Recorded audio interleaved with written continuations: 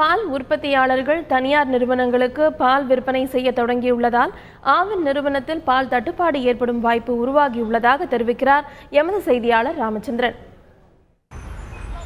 ஆவின் நிறுவனத்தை விட தனியார் பால் உற்பத்தி நிறுவனங்கள் லிட்டர் ஒன்றுக்கு 15 ரூபாய் கூடுதலாக வழங்கப்படுவதால் பால் உற்பத்தியாளர்கள் தனியார் பால் உற்பத்தி நிறுவனத்திடம் பாலினை விற்க முடிவு செய்துள்ளனர்.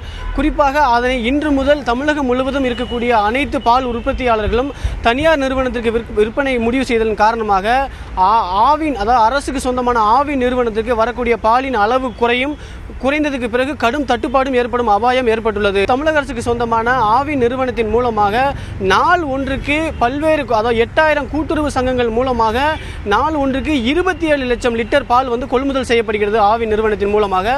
ஆனால் தொடர்ந்து தற்பொழுது ஆவின் நிறுவனத்தின் மூலமாக பால் உற்பத்தியாளர்களான விவசாயிகள் பால் உற்பத்தியாளர்களுக்கு லிட்டர் ஒன்றுக்கு பசும்பால் லிட்டர் ஒன்றுக்கு 23 ரூபாயும் அதே போல எருமைப்பால் லிட்டர் ஒன்றுக்கு 30 ரூபாயும் வழங்கப்படுகிறது. ஆனால் தனியார் நிறுவனத்தை பொறுத்தவரை பசும்பால் லிட்டர் ஒன்றுக்கு 30 ரூபாய் முதல் 35 ரூபாய் வரையும் அதே போல எருமைப்பால் லிட்டர் ஒன்றுக்கு 40 ரூபாய் முதல் 45 ரூபாய் கூடுதலாக வழங்கப்படுகிறது.